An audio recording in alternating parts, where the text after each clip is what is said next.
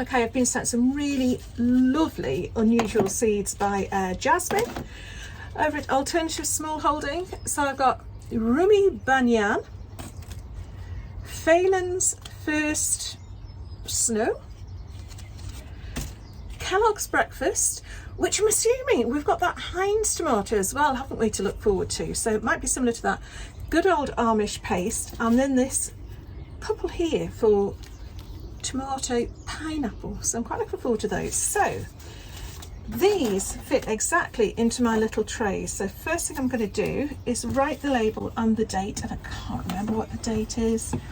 It's March, so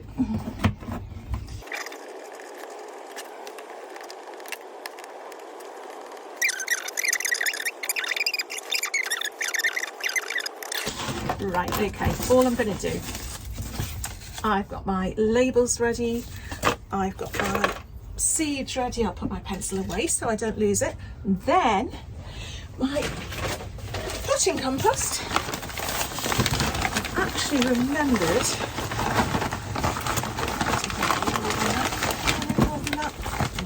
that seems to have sorted itself out. Right, okay, I've actually remembered to bring the vermiculite. Look at that. I mean, actually, that is quite a big stone, and that is, let me have a look. That is your John Innes potting compost. Ah, you can have a look, it's Westland, which, to be honest, I haven't had much luck with at home, but there we go. That's all I've got. That's what it's going to go into. So there we are. I've got a wobbly bit of staging, as you can see. I've just found another tomato, but we'll do them later. Right, okay, where's my vermiculite? Here we are. I know, again, we've got some of this in the at the allotment somewhere, but you know what it's like when you try and find something, you just can't. Now I can't get this open. There we are. Jane, you spoke too soon.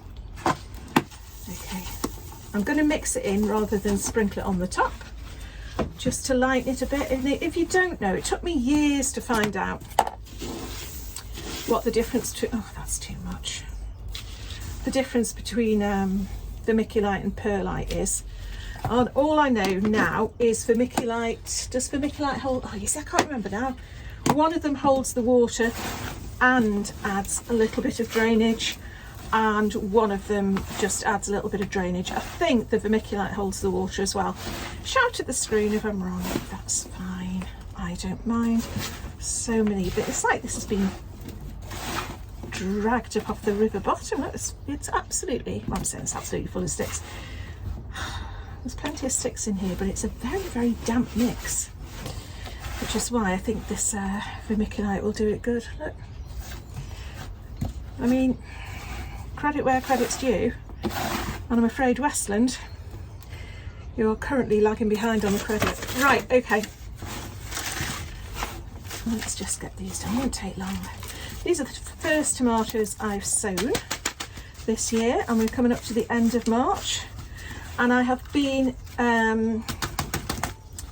encouraged by the fact that several other people on YouTube have done theirs already, including JB over at Naturally JB. He's got his in. Now he does have the he does use the reason that he's on the south coast and the fact that the weather's a bit warmer as, what am I saying, reason, excuse, he has that caveat anyway.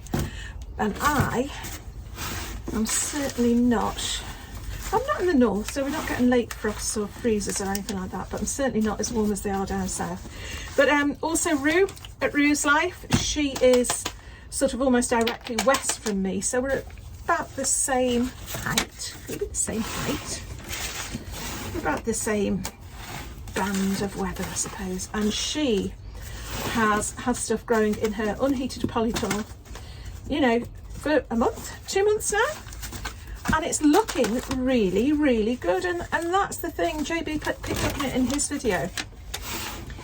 If you are growing stuff inside, and there are things that need an early start, like your chilies, like your peppers, but you've got to be really, really careful when you then come to transplant them out, because they've come from a nice warm house or wherever you've got them, nice, you know, heating, and you look after them, you look at them every day, and all of a sudden you're bunging them, for want of a better word, outside. So yeah, these will be fine in here. I've got to say, it's not as nice as either Rue's Polytunnel or JB's greenhouse because the door's missing. But you know what, they'll do. And my sweet peas, which I had at home, you can't see them, they're beyond, can you see them now? They're in little toilet rolls there. They were at home for quite a long time and haven't done a thing. And as soon as I brought them up here, they've started, in fact I'll show you, they've started to grow. In fact, that's the first one I've seen today. Oh, another one, look. And I have put cinnamon on the top because they were starting to get a bit mouldy, which I find is something, one of the dangers of using the toilet rolls. That's not why I'm here. Okay. Phelan's first snow. All right, okay, Jazz has written a description of it on the back. I'm sorry, Jazz, I didn't see these till just now. I mean, I think, to be honest, just the seed packets are absolutely beautiful. Homegrown seed. It says, beautiful variegated plant with lilac stems. Fruits are large, dark, and very tasty. My favourite, Tom. So what I might do with these, let's see how many I've got. Oh, okay, so 2, 4, 6, 8, 10. I'm going to put 2 in each one. 2 in each one. Oh, I'm excited about those, Jazz. Again, you know, I say it every year. You start off gardening thinking all tomatoes are red. And then you get all these beautiful variations. I mean, look, who'd have thought such gorgeous things could come from these little tiny unassuming seeds? Oh, I forgot that one, that one, that one, that one, that one. And there's 3 stuck together here. Let's make sure they all go in the same one. And then what I am going to do is just press them down.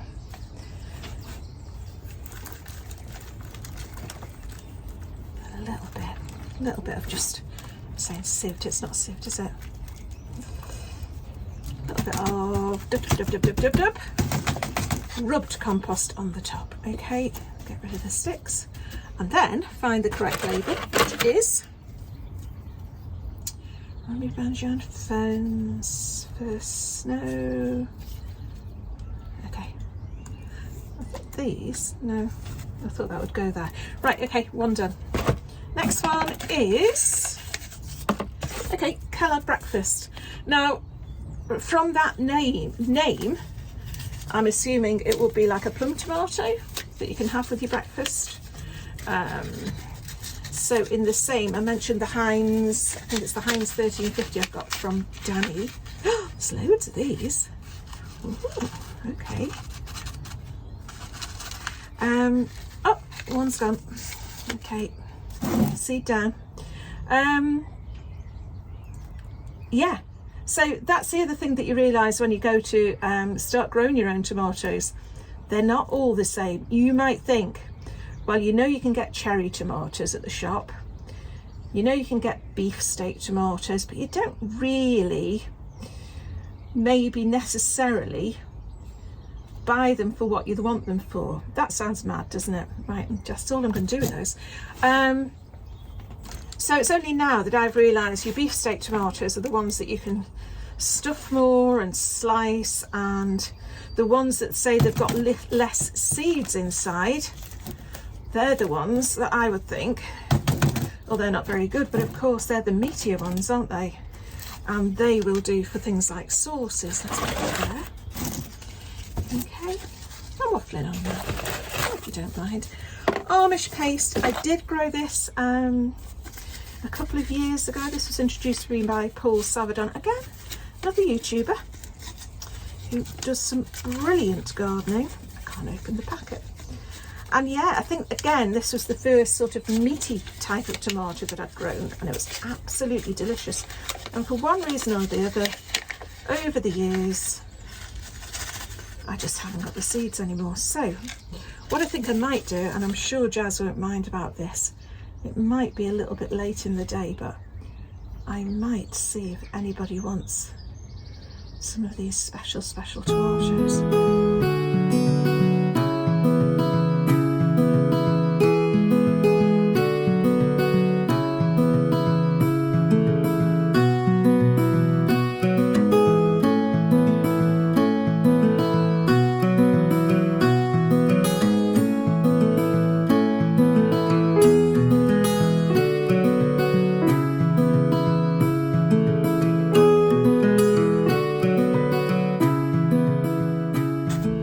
So what I'm going to do now is move that over there and move this in here. Okay, one there, one there, one there. Let's move these out somewhere. I will move my basket there. Oh, I moved that the wrong way, haven't I? Okay, Jane, sort yourself out, girl. 2 of these. Next up. Okay. Oh, isn't that typical? It doesn't fit. Never mind. Put it back that way. You can see what I'm doing, can't you? Right, what I want now is some water, and I need to go and find a hose for this. So 1 minute and I'll find it. Oh, here we go. Let's hope this one fits. That is not going to fit, but I'm going to hold it on anyway. Right, okay. And just give that a light water from above. As always, I water from above when I've just sown the seedlings to settle the soil. But as and when they need watering again, I'll be watering from under. Oh, that was good, wasn't it? Watering from underneath. So all I need to do now. Sorry, I'm looking round and round looking for things. I'm wondering where I've put things. This is how organised I am. Right, this one's a bit dirty, but I've got my other lids for this at home. I'm hoping that is going to fit. Yeah, that fits quite nicely. And that is my assortment of unknown tomatoes sown in a cold greenhouse end of March, and we'll see how they do. Fingers crossed.